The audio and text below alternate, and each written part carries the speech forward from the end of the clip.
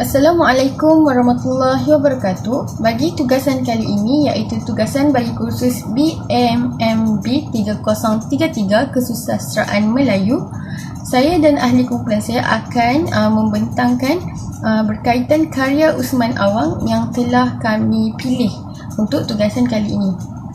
Ahli kumpulan kami terdiri daripada 3 orang, iaitu yang pertama Syarif Muhammad Syafiq bin Syarif Syuaib, yang kedua Pemata Putri Natasha binti Anur, dan saya sendiri Aulia binti Muhammad Zulkhairi. Seterusnya saya menyerahkan pembentangan kepada Syarif Muhammad Syafiq untuk membacakan sajak. Dipersilakan. Sajak ibuku. Ibuku mempunyai 1000 mimpi yang dipikulnya tiap hari.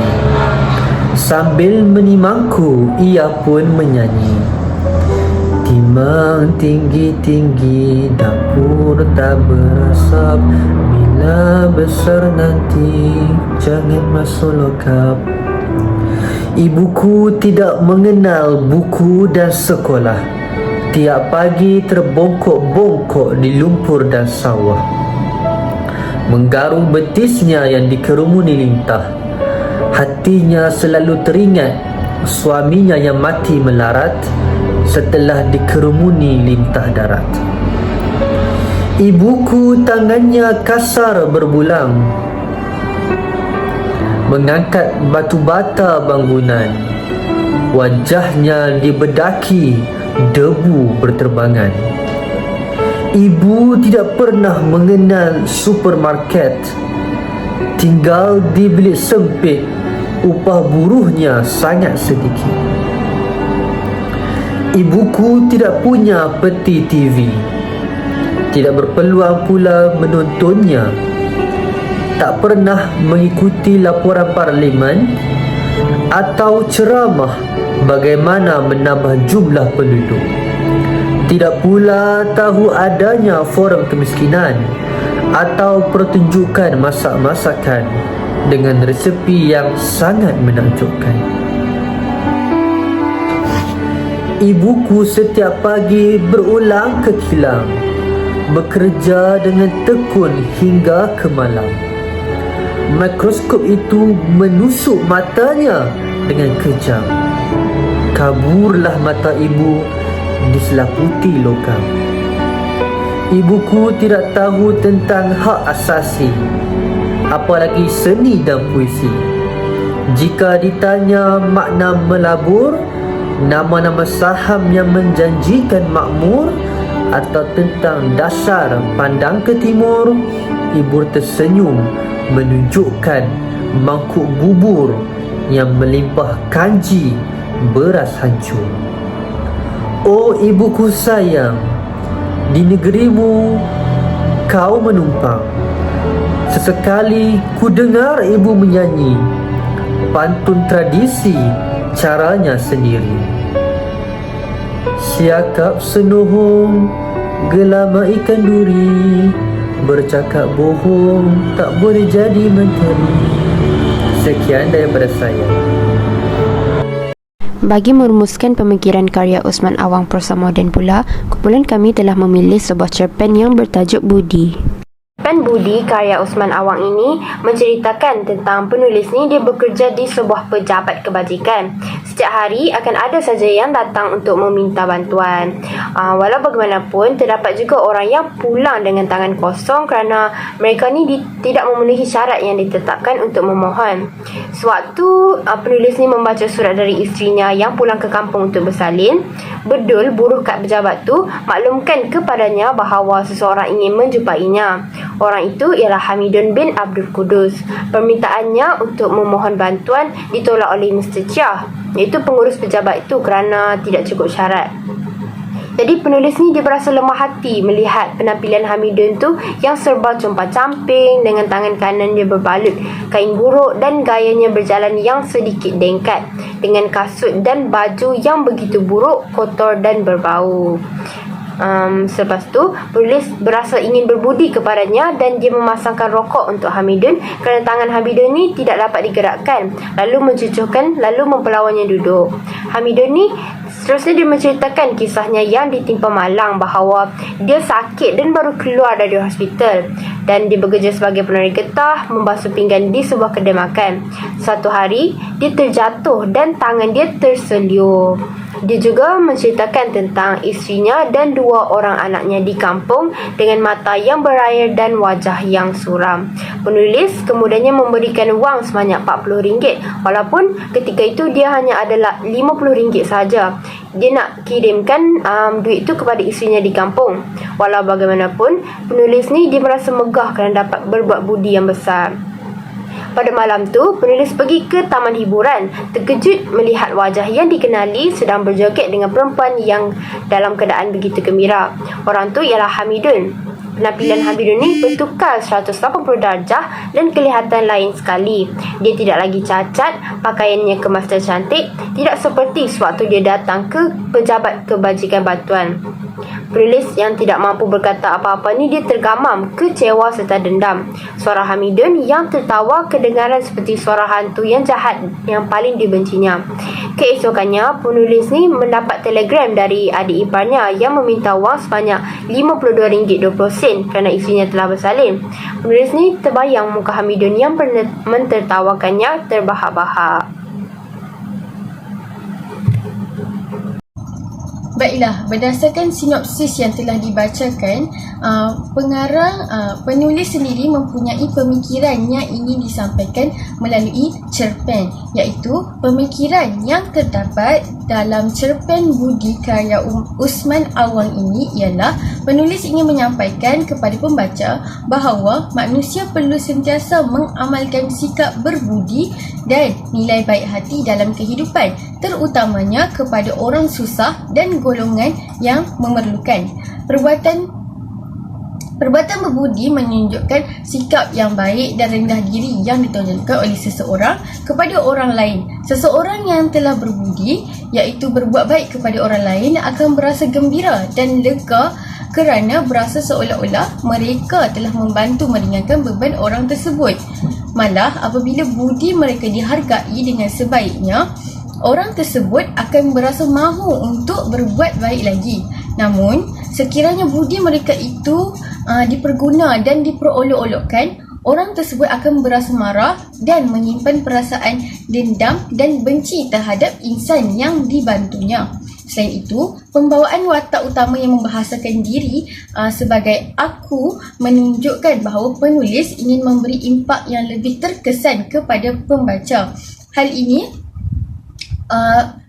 untuk memastikan pembaca merasai sendiri apa yang dialami oleh watak utama. Berdasarkan cerpen juga, secara keseluruhannya, penulis menggambarkan bahawa amalan berbudi merupakan suatu perbuatan yang mulia. Apabila nilai budi tidak dihargai, setiap perkara yang diikhlaskan akan menjadi sia-sia dan membawa binasa. Oleh itu, beringatlah bahawa kebaikan yang dipersendakan akan mewujudkan hubungan buruk antara sesama makhluk. Maksud stanza 1 ni, maksud harapan dan impian seorang ibu tu terhadap anaknya agar anak dia ni dapat menjadi seorang insan yang berguna kelak. Stanza ni dia juga memaparkan impian yang dimiliki oleh golongan miskin agar kehidupan mereka ni dapat diubah. Jadi, pemikiran yang terdapat dalam rangkap ni adalah masyarakat yang hidup berkasih sayang. Hal ini demikian kerana walaupun kehidupan ibuku tu serba kekurangan, dia tetap melaksanakan tugasnya sebagai seorang ibu dengan penuh tanggungjawab dan prihatin tentang masa depan anaknya. Sebagai contoh, kita dapat lihat dalam baris akhir tu, dia cakap yang menyatakan dia tidak mahu anaknya untuk berkelakuan buruk sehingga masuk lokap. Seterusnya, dalam rangkap kedua ni, stanza ni dia memaparkan masalah golongan miskin yang tertinggal dalam bidang pendidikan. Dek kerana taraf pendidikan yang rendah ni, mereka sering ditipu oleh golongan yang lebih tinggi, yang lebih berkuasa. Kemiskinan juga ni dia memaksa mereka untuk meminjam wang daripada lintah darat. Dan ayah Usman Awang ni juga telah meninggal dunia disebabkan kehidupan yang melarat. Pemikiran yang terdapat dalam rangkap ni ialah perjuangan membela golongan masyarakat yang ditindas. Usman Awang, dia menyentuh perkara ni dalam sahajaknya kerana dia ingin masyarakat ni bersikap lebih prihatin dengan sikap golongan atasan yang suka menindas. Hal ini supaya masyarakat lebih berani memperjuangkan hak mereka secara sekata dan kolektif. Seterusnya ialah pemikiran sajak bagi rangkap ketiga. Sebelum itu, maksud sajak bagi rangkap ketiga ialah seorang wanita sanggup untuk melakukan kerja-kerja berat yang tidak sepatutnya dilakukan oleh seseorang yang bergelar wanita semata-mata untuk mendapatkan upah buruh yang sedikit. Kehidupan yang miskin mengongkong dirinya daripada mengunjungi pusat membeli belah serta memperoleh tempat tinggal yang selesa. Berdasarkan rangkap ketiga ini, pemikiran yang terdapat dalam rangkap ini ialah penyajak ingin menggambarkan pengorbanan seorang ibu yang sanggup melakukan kerja keras demi menyara kehidupan keluarga sehingga tangannya menjadi kasar bak seorang buruh. Bukan itu sahaja, mukanya juga diselaputi debu yang kotor semasa di tempat kerjanya. Ibu juga tidak pernah menjejakkan kaki ke pusat membeli belah. Dia hanya tinggal di rumah yang kecil dan sempit sesuai dengan pendapatannya yang sedikit. Baiklah, seterusnya ialah rangkap keempat yang terdapat dalam sajak. Maksud bagi rangkap keempat ini ialah disebabkan hidup dalam kemiskinan, televisyen yang sepatutnya dimiliki oleh setiap isi rumah tidak mampu dibeli. Jadi, sebarang perkembangan semasa seperti hal negara, ceramah, forum dan rancangan masakan yang menjadi kegemaran para ibu tidak dapat ditonton oleh seorang wanita. Pemikiran yang disampaikan oleh penyajak berdasarkan rangkap 4 ini ialah mengenai kehidupan golongan yang tidak berkemampuan yang tidak mampu untuk membeli televisyen untuk diletakkan di rumahnya. Hal ini menyebabkan mereka tidak mengetahui isu semasa serta berita-berita terkini dan ilmu pengetahuan baharu. Sampai itu, dalam rangkap kelima, maksud stanza 5 ialah golongan wanita juga ada yang melakukan kerja-kerja berat seperti pekerjaan kilang dan juga buruh. Mereka ni akan berulang-alik ke tempat kerja dari siang sehinggalah ke malam demi meneruskan kerjaya mereka. Oleh hal yang demikian, pemikiran yang terdapat dalam rangkap ini ialah rasa penghormatan dan kasih sayang terhadap wanita. Kerana Usman Awang ni, dia sangat hormat terhadap ibunya yang tidak cepat berputus asa, yang bekerja dari pagi sehinggalah ke malam demi anak-anaknya walaupun mata ibunya tu tercedera akibat kemalangan di kilang. Rangkap ke-6, maksud stanza 6, kekurangan pendidikan menyebabkan seseorang wanita itu tidak tahu akan hak-hak yang boleh dituntut olehnya. Wanita tersebut juga tidak peduli akan kebudayaan dan kesenian kerana terdapat perkara lain yang perlu diutamakan olehnya. Pemikiran Usman Awang yang terdapat dalam sajak ini ialah kesuntukan masa untuk menuntut ilmu. Usman Awang menggunakan situasi pekerja kilang yang tidak berpendidikan bagi menggambarkan bahawa pembelajaran itu memerlukan ruang dan masa. Kesibukan seseorang individu terhadap pekerjaannya menyebabkannya tidak berpeluang untuk menuntut ilmu yang lain. Hal ini menyebabkan pengetahuan terbantut dan fokus hanya pada pekerjaannya semata-mata. Seterusnya rangkap ke-7, maksud stanza 7.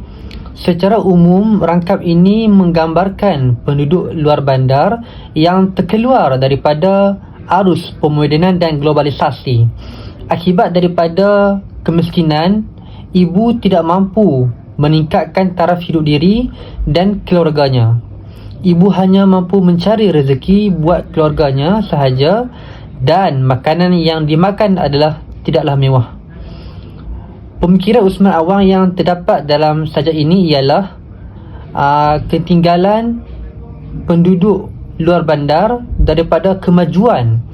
Usman Awang menggambarkan realiti ketika itu bahawa kemajuan di Malaysia hanya dapat dirasai dengan maksimum oleh penduduk bandar ataupun yang berpendidikan. Selain itu, pelaburan yang menguntungkan sudah pasti mustahil untuk disertai bagi golongan yang berpendapatan rendah kerana bilangan belanjanya hanya untuk diri sendiri dan keluarga sahaja, dan perkara ini menutup sesetengah peluang mereka untuk meningkatkan taraf hidup. Seterusnya, rangkap terakhir iaitu rangkap ke-8. Maksud rangkap ini ialah ibu seakan-akan menumpang di tempat sendiri. Sindiran kepada golongan pemimpin yang hanya pandai menaburkan janji namun tidak ditunaikan. Sajak ini ditutup dengan nasihat buat anaknya agar tidak menipu seperti realiti yang berlaku dalam kepimpinan negara, di mana para pemimpin sesetengahnya menipu dalam beberapa hal demi mendapatkan keuntungan pada diri sendiri.